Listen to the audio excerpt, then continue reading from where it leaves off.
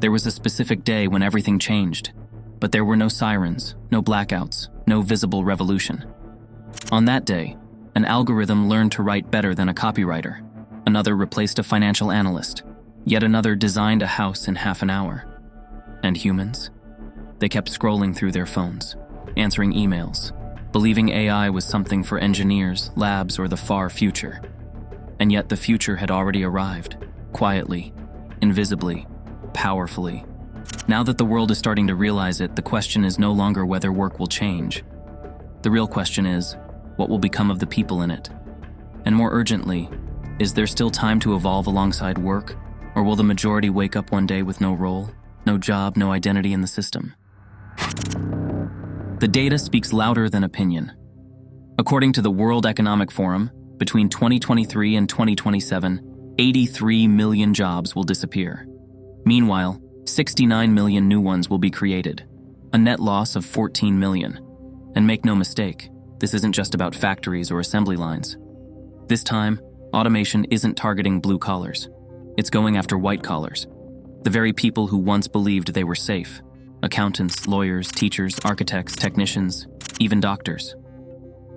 Goldman Sachs has estimated that up to 300 million jobs worldwide could be affected, either directly or indirectly, by artificial intelligence. That number can't be ignored. But what does it mean? Is this the end of an era or the beginning of a new one? In truth, it's both. Because while AI is undeniably destroying jobs, it's also creating entirely new ones. The issue is speed. AI isn't gradually reshaping the labor market, it's rewriting it, rapidly. Kai-Fu Lee, former head of Google China, said that the impact of AI will be more profound than that of electricity or the internet. And Sundar Pichai, CEO of Google, compared it to fire. These aren't exaggerations, they're wake-up calls. In the past, it took generations for one technological revolution to replace another. Today, all it takes is a software update, a new model, a breakthrough algorithm, and suddenly millions of people become replaceable, redundant, forgotten. But that's not inevitable, it's a challenge.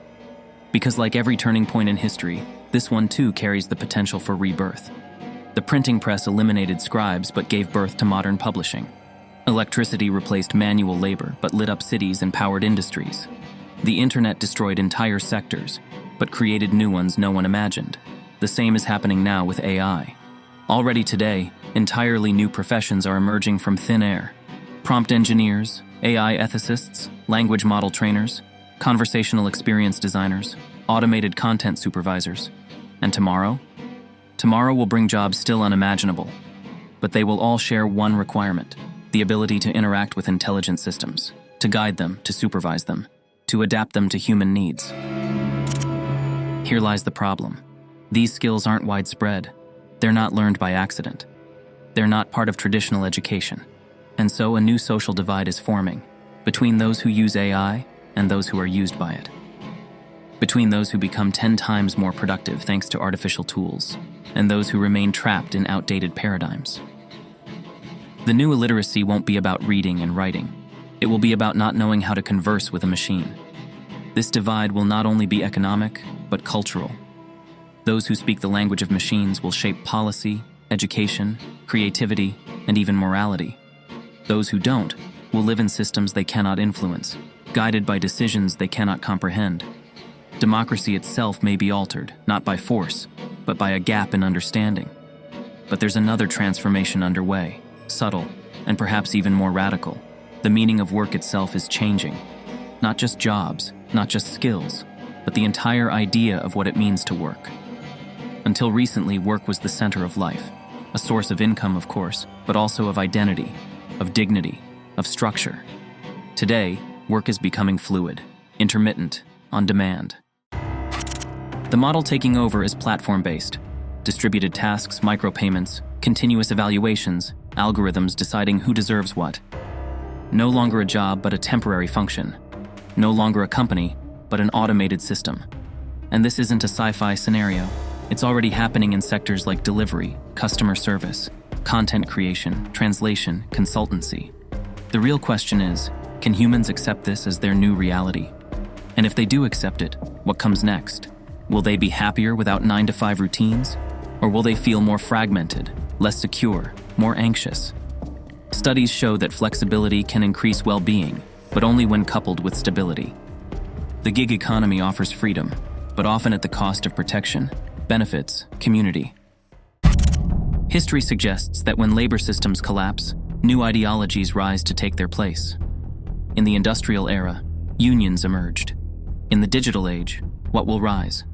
Data cooperatives, algorithmic citizenship, or will discontent boil over into unrest as millions feel bypassed by a system optimized for profit, not purpose?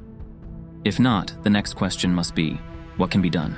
Because AI is not a storm to wait out, it's an ocean to navigate. It can't be stopped, but it can be studied, understood, engaged, reframed, reclaimed. It's still possible not to be replaced, but to become collaborators, co-creators, not victims.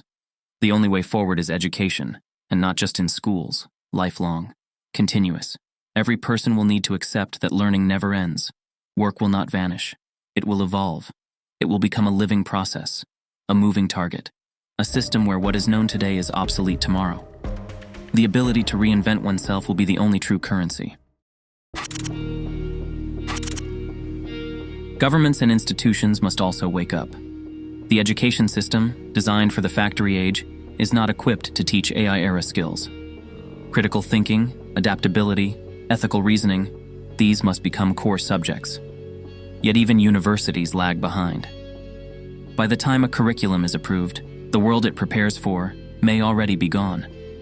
Companies must invest in reskilling, but not just with tutorials and webinars, with vision, with realignment, with partnerships that see workers not as replaceable, but as transformable.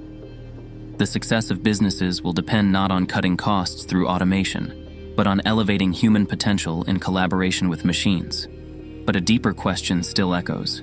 If AI automates everything, if it removes the human from every task, what remains of humanity? What does it mean to be useful? What role will people play in society? Will universal basic income become necessary? Will free time, creativity, care, and connection define worth? And more than that, will people know how to live without work?